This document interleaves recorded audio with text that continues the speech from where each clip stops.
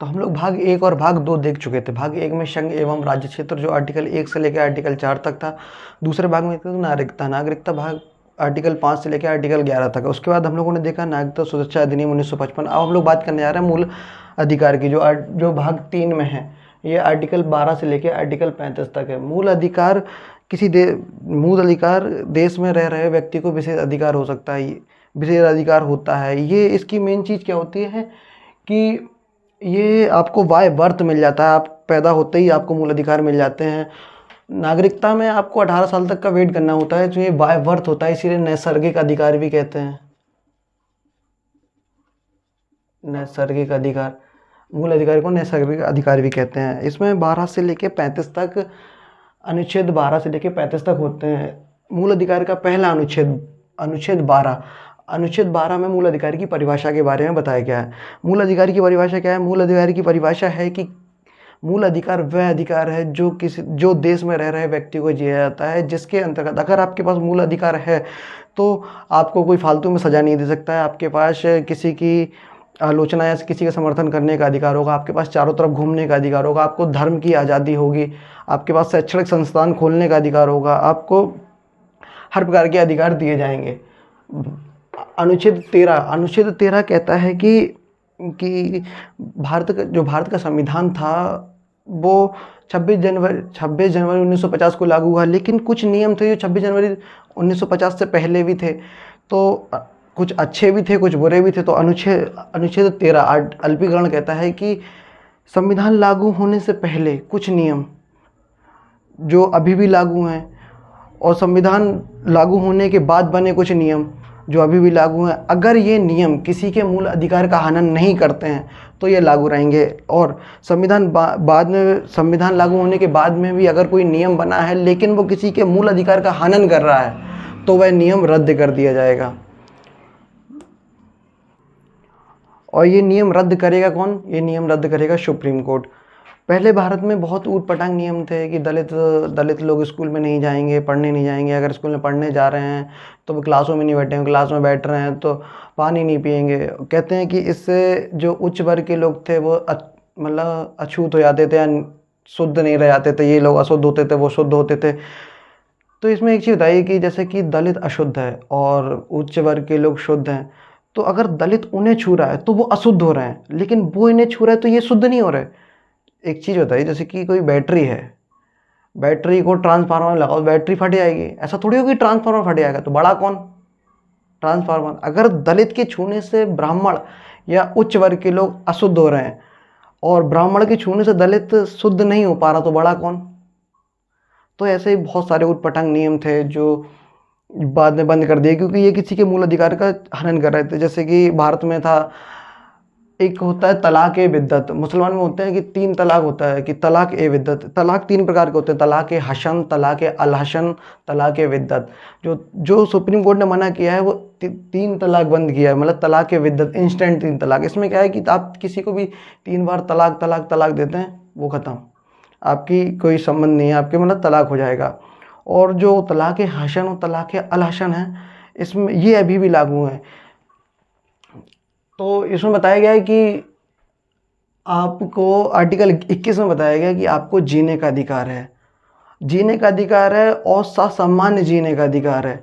अगर आप किसी के मूल अधिकार छीन रहे हैं तो वो कानून रद्द कर दिया जाएगा। जैसे कि आर्टिकल 21 में ससम्मान जीने का अधिकार था। जैसे किसी भी मोमडन या कि महिला की शादी होती है, उसके 3 बच्चे हैं, 3-4 जितने ही बच्चे हैं, उसके बाद उसके पति ने उसे 3 तलाक दे दिया। अब यहाँ पे तो कुंवारी लड़कियों की भी शादी नहीं हो पाती जल्दीबाजी में, वो तो 3-3 बच्चों की माँ है, तो उसे आप ससम्मान जीने का अधिकार दे रहे हैं? नहीं दे रहे हैं।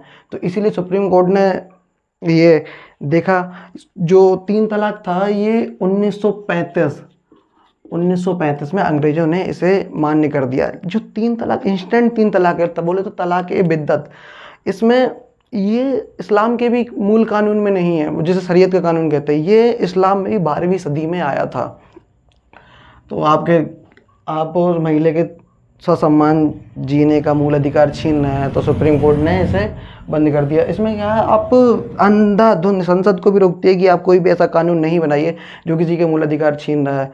जैसे कि नरेंद्र मोदी जी थे, उन्होंने एक संविधान संशोधन किया कि पहले जो सुप्रीम कोर्ट में जजों की नियुक्ति होती थी वो कॉलेजियम द्वारा होती थी, कि मतलब सुप्रीम कोर्ट के बड़े बड़े जज मिलके मुख्य न्यायाधीश का चुनाव करते थे।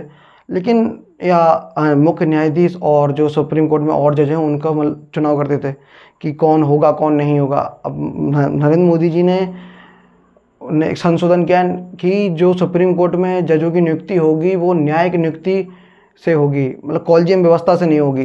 तो हम तय करेंगे सुप्रीम कोर्ट में जज कौन होगा कौन नहीं होगा। सुप्रीम कोर्ट को पता चलता है, सुप्रीम कोर्ट जैसे ये उनकी बहुमत में सरकार थी, लोकसभा से पास हो गया, राज्यसभा से पास हो गया, राष्ट्रपति रामनाथ कोविंद है वहाँ से भी पास हो गया। सुप्रीम कोर्ट को पता चलता है, सुप्रीम कोर्ट फाड़ देता है कि आप इतने ही बड़े नहीं होगा कि संसद के संविधान के मूल ढांचे में परिवर्तन करें। आप हर प्रकार का संशोधन कर सकते हैं लेकिन संविधान के मूल ढांचे में संशोधन नहीं कर सकते हैं। तो आर्टिकल 13 अल्पीकरण ये सुप्रीम कोर्ट को पावर देता है और संसद को पावर कम करता है कि आप ऐसे ही कोई कानून नहीं बना सकते जो किसी के मूल अधिकार का हनन कर रहे हों। इसमें कहा गया कि राज्य कोई भी ऐसा कानून नहीं बनाएगा जो किसी के मूल अधिकार का हनन कर रहा हो। इसमें राज्य का मतलब इसमें राज्य सरकार से नहीं है। जो आप 28 राज्य यूपी बिहार सोचते हैं, इसमें संविधान में इनके बारे में कहा गया प्रोविंस। और जो राज्य हैं, राज्य का मतलब होता है यहाँ पे कि जो संस्था अपने स्वयं के निर्णय, स्वयं की वैकेंसी निकालती हो, स्वयं की सैलरी देती हो, स्वयं के जो अपने वर्कर हैं उनके प्रमोशन वगैरह करती हो, उसके हर निर्णय का अधिकार लेना में स्वतंत्र हो, वो यहाँ पे राज्य होगा। जो आप लोग राज्य समझ रहे हैं उसमें यहाँ प्रोविंस, संविधान में प्रोविंस का शब्द यूज किया गया है। जैसे कि अब रेलवे खुद का राज्य है, रेलवे चाहे तो किराए घटा दे चाहे तो बढ़ा ले, कोई उसमें कुछ कहने वाला नहीं है। एयरपोर्ट अथॉरिटी खुद का राज्य है, उसके आप चाहे कोई होइए आपको उसके नियम फॉलो करने होंगे, चाहे आप जितने भी बड़े आदमी हो। जैसे कि एसएससी हुआ, एसएससी भी एक स्वयं में राज्य है। आप एसएससी ये नहीं कह सकते कि आपने वैकेंसी नहीं निकाली या आपके पेपर इतना लेट क्यों हो रहा है। आप सुप्रीम कोर्ट जा सकते हैं कि इन्होंने ऐसा किया कि पेपर का फॉर्मूला चेंज कर दिया, ये कर दिया, वो कर दिया, वैकेंसी नहीं निकाली। तो सुप्रीम कोर्ट उनसे पूछेगा कि वैकेंसी क्यों नहीं निकाली, तो वो या पेपर कंटेक्ट क्यों नहीं बता रहे, तो वो कह देंगे कि टेक्निकल फॉल्ट है। लेकिन सुप्रीम कोर्ट उनसे ये नहीं कह सकता कि आप इस तारीख को पेपर कराइए, आप उस तारीख को पेपर कराइए। तो यहाँ पे एसएससी, बीपीएससी ये एक स्वयं में राज्य हैं। आर्टिकल 14, अब बात आती है आर्टिकल 14 की। आर्टिकल 14 में कहा गया है कि कोई भी व्यक्ति कानून के समक्ष समान है, कानून के समक्ष समानता।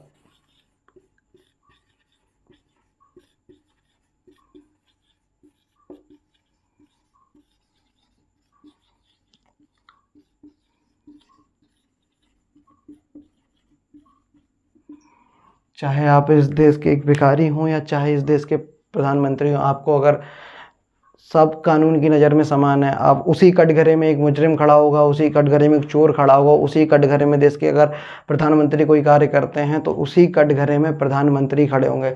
लेकिन इसमें राष्ट्रपति और राज्यपाल इन दो लोगों को छोड़ा गया है। इनको छोड़ा क्यों गया है? अब ये ऐसे समझिए आप कि आप किसी से पैसे मांगने जा रहे हो और आपको पता है कि वो मना कर देगा, तो अपनी ज़बान गंदी ना करें और इससे अच्छा उससे पैसे ही नहीं मांगे। आपको पता है कि आप कोई व्यक्ति से कुछ कहेंगे वो ना कर देगा, तो इससे अच्छा आप कहिए ही नहीं।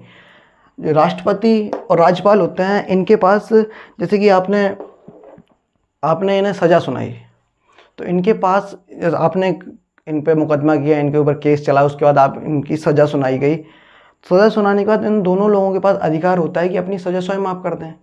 तो आप इतने घंटों भर से, आपने सालों से उन पर सज़ा सुनाई, उन्होंने 2 मिनट में माफ़ कर दी, तो सुप्रीम कोर्ट कहेगा यहाँ तो हमारी बात कट गई। तो इससे अच्छा है कि आप उनसे कुछ कहे ही ना, पता है कि आगे माफ़ हो ही जाना है, तो इससे अच्छा आप उन्हें सज़ा दे ही ना। कानून के समक्ष समानता, मतलब आप कोई भी हो, आपको कानून सबके लिए बराबर है। और ये लाया गया है यूके से। इसी में एक और चीज़ कही है कि कानून का समान संरक्षण।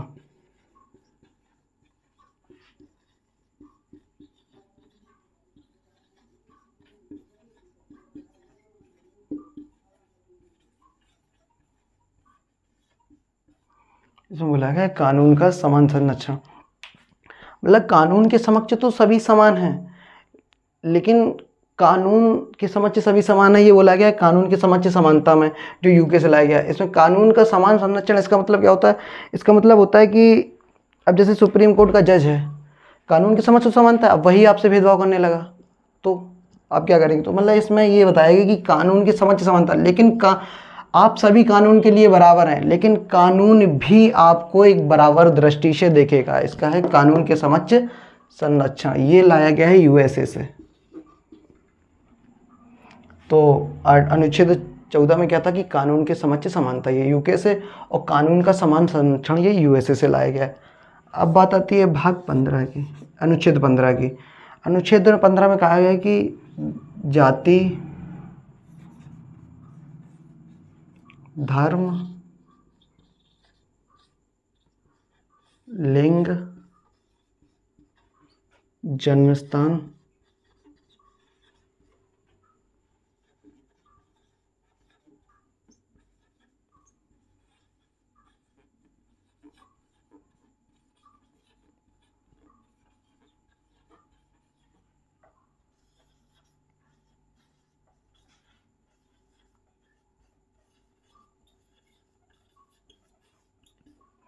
आर्टिकल 15 में कहा गया कि जाति, धर्म, लिंग, जन्म स्थान के आधार पर आप किसी से भेदभाव नहीं कर सकते। आप ये नहीं कर सकते कि तुम ऊंची जाति के हो, हम नीचे जाति के हैं। आप धर्म के आधार पर वो नहीं, धर्म के आधार पर आप भेदभाव नहीं कर सकते हैं। सुप्रीम कोर्ट अधिकार देता है कि आप अपने धर्म के, आप कोई भी धर्म को मान सकते हैं, तो आप अपने धर्म की बड़ाई कीजिए, लेकिन आपको किसी दूसरे धर्म की बुराई करने का कोई अधिकार नहीं है। लिंग मतलब आप मेल है या फीमेल है, इसके ऊपर, इस आधार पर कोई आपसे भेदभाव नहीं कर सकता। और जन्म स्थान, अब कि आप विवाह, जैसे कि आप उत्तर प्रदेश के हैं तो आपको महाराष्ट्र में कोई कुछ कहे तो आप ऐसा कोई कुछ नहीं कर सकता। आप कहीं भी हों, जाति धर्म लिंग जन्म स्थान के आधार पर कोई आपसे भेदभाव नहीं कर सकता। हाँ, लेकिन इसमें एक और बात कही है कि पॉजिटिव वे में कर सकते हैं। अगर भेदभाव से अगर किसी का कल्याण हो रहा हो तो आप भेदभाव कर सकते हैं। जैसे कि अब आपने देखा होगा कि कुछ SC ST को आरक्षण मिलता है। SC ST को आरक्षण मिलने में अब बहुत से लोग कहते हैं कि ये गलत है। तो आप ये देखिए ना कि SC ST की समाज में स्थिति क्या है। SC ST समाज से दूर, मतलब पढ़ाई शिक्षा से दूर होते गए, उसकी समाज में दयनीय स्थिति है। तो सरकार कहती है कि आप बढ़ रहे हैं, हम आपको नहीं रोक रहे हैं, लेकिन उन्हें थोड़ा सा हम पुश करके बराबरी पे ला देंगे। जिस दिन हम बराबरी पे ला देंगे उस दिन हम आरक्षण खत्म कर देंगे।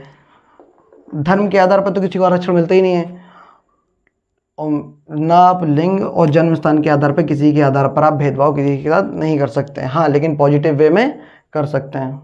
आर्टिकल 16 कहता है कि लोक नियोजन में समान अवसर। लोक नियोजन का मतलब होता है सरकारी नौकरी, नौकरी में समान अवसर। यहाँ पर कोई से भी भेदभाव नहीं किया जाएगा कि आप इस जाति के हैं तो आप नौकरी नहीं करें, आप या इस धर्म के हैं, या आप मेल हैं या फीमेल हैं, आप बिहारी हैं, आप उत्तर प्रदेश से हैं। यहाँ पे सबको बराबर अवसर दिए जाएंगे। लोक नियोजन में समान अवसर। आप कहेंगे कि यहाँ पे भी SC ST को आरक्षण दिया जाता है, तो आरक्षण किसको नहीं दिया जाता है? SC ST को आरक्षण दिया जाता है, थोड़ा OBC को भी आरक्षण है। आरक्षण तो EWS जनरल वालों को भी है। आरक्षण दो प्रकार से दिया जाता है। आरक्षण या तो जाति के आधार पर दिया जाएगा, या तो भाषा के आधार पर दिया जाएगा। या जाति के आधार पर दिया जाएगा या भाषा के आधार पर। आरक्षण धर्म के आधार पर नहीं है। क्या पूरे हिंदू धर्म को आरक्षण है या पूरे मुसलमान धर्म को आरक्षण है? पूरे धर्म को आरक्षण नहीं है। आरक्षण जाति या भाषा के आधार पर दिया जाएगा। अब आप कहेंगे कि EWS वो तो जाति के आधार पर है नहीं, वो तो पैसों के आधार पर है। तो EWS में वो भी जाति के आधार पर है। EWS उन्हीं का सिर्फ जनरल वालों का बनता है। आप OBC में EWS तो नहीं बनता ना, OBC में EWS नहीं बनता ना, SC वालों का EWS बनता है। EWS ओनली वन बनता है ब्राह्मणों का, बोलो तो जनरल वाली जाति का। तो ये धर्म के और धर्म के आधार पर नहीं बनता है। आरक्षण जाति या भाषा के आधार पर दिया जाता है।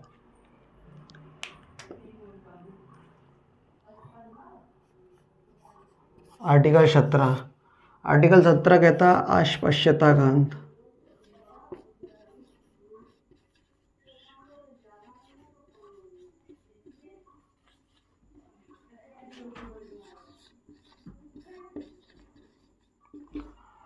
जैसे कि जो लोग कहते हैं कि आरक्षण बेकार है, जाति जाति के आधार पर आरक्षण नहीं देना मतलब आरक्षण खत्म कर देना चाहिए।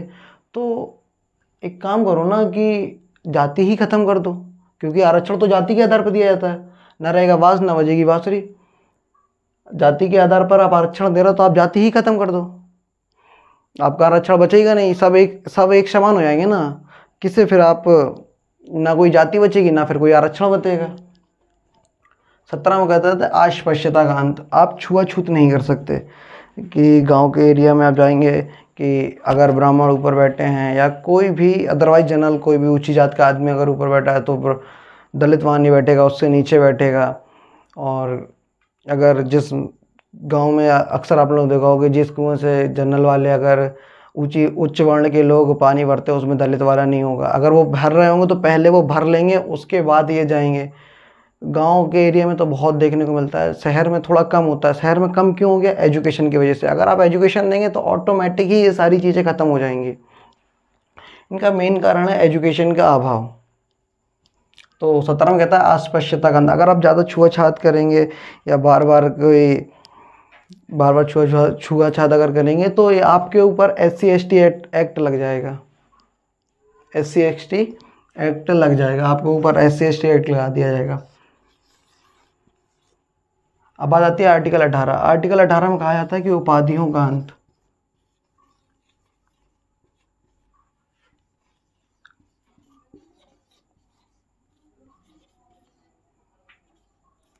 पहले आपने देखा होगा अंग्रेजों के ज़माने में उपाधियाँ दी जाती थी, नाइट हुड, कैसर है इंद, पंजाब केसरी, बंगाल केसरी, मतलब ऐसी उपाधि दी जाती। तो आप ऐसी उपाधियाँ नहीं रखेंगे।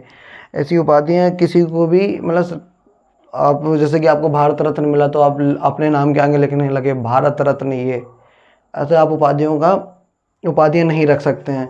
हाँ, आप उपाधियाँ रख सकते हैं सिर्फ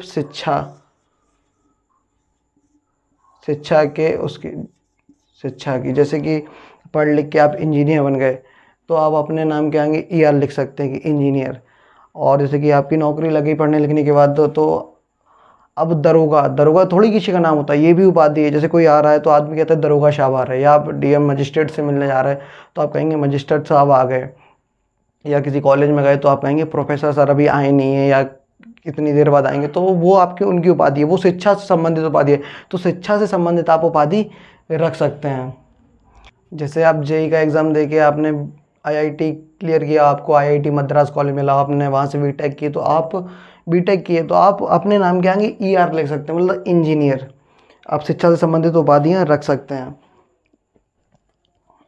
शिक्षा से संबंधित। और जैसे कि डॉक्टर हैं, आप जे नीट क्रॉस करके अगर आप डॉक्टर बनते हैं तो MBBS करने के डॉक्टर बनते हैं तो आप डॉक्टर की उपाधि रख सकते हैं। शिक्षा से संबंधित कोई भी उपाधि होगी वो आप रख सकते हैं।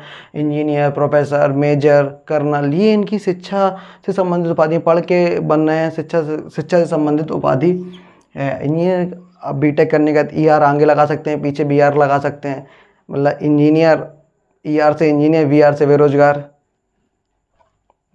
आर्टिकल 12 मूल अधिकारी की परिभाषा। आर्टिकल 13 अल्पीकरण, कि राज्य कोई भी ऐसा कानून नहीं बनाएगा जो किसी व्यक्ति के मूल अधिकार का हनन कर रहा हो, या पहले से कोई ऐसा कानून है जो किसी व्यक्ति के मूल अधिकार का हनन कर रहा हो उसे आप बंद कर देंगे। इसका उदाहरण देखने को मिलता है अपन को सायरा बानो के केस में 3 तलाक में। तलाक पूरी तरीके से खत्म नहीं हुआ, तलाक विद्दत खत्म हुआ है। तलाक हसन और तलाक अल हसन अभी भी लागू है। तलाक हसन में 90 दिन का टाइम दिया जाता है। एक बार आपको 30 दिन में आपको तलाक बोलना होगा, फिर आप 60 दिन में जाइए तब तलाक बोलिए, और 90 दिन में आइए तब तलाक बोलिए। इस बीच आपको आप लोग बात नहीं करेंगे। कभी कभी कोई निर्णय गुस्से में हो जाता है, जैसे गुस्से में कोई निर्णय ले लिया जाता है, जैसे कि आपके माता पिता आपके सामने कोई आपके माता पिता की बेइज्जती कर रहा हो, फिर चाहे वो कोई साधारण व्यक्ति हो, पुलिस हो, दरोगा हो, DM हो, यहाँ तक कि कोई मंत्री या नेता भी हो, अगर वो बदतमीजी कर रहा तो फिर आप उसे ढंग से बता देंगे कि आप हैं कौन। और अगर ज़्यादा ही कुछ हो गया तो फिर आप अपने ऊपर 302 लगवाने से भी नहीं डरेंगे। तो इसे ऑनर किलिंग कहते हैं। ये गुस्से में कभी कभी मतलब परिस्थितियों के हिसाब से हो जाता है, तो 90 दिन का टाइम बहुत होता है गुस्सा शांत होने के लिए। आर्टिकल 14 कानून के समक्ष समानता, UK से। कानून का समान संरक्षण, USA से। आर्टिकल 15 धर्म, जाति, लिंग, जन्मस्थान के आधार पर समानता। आर्टिकल 16 लोक नियोजन में समान अवसर। आर्टिकल 17 अस्पृश्यता का अंत। आर्टिकल 18 उपाधियों का अंत। यहाँ पे आर्टिकल 12 और आर्टिकल 13 को छोड़ के, आर्टिकल 12 में तो परिभाषा दी गई है, आर्टिकल 13 अल्पीकरण, वो सुप्रीम कोर्ट का मैटर है। तो आप देख रहे हैं आर्टिकल 14 कानून का समान संरक्षण और कानून के समक्ष समानता। आर्टिकल 15 धर्म, जाति, लिंग, जन्मस्थान के आधार पर समानता। आर्टिकल 16 लोक नियोजन में समान अवसर, अस्पृश्यता का अंत। और 18 में उपाधियों का अंत। इन सब में समान, आप सबके समान होने की बात कही गई है कि समानता, लोक नियोजन में समान अवसर, अस्पृश्यता का अंत करके सब समान, उपाधियों का अंत करके सब समान। तो आर्टिकल 14 से 12 और 13 को छोड़ दीजिए, 14 से लेके 18 तक ये समान होने की बात करते हैं। तो इसीलिए अपन इसे कहते हैं समानता का अधिकार।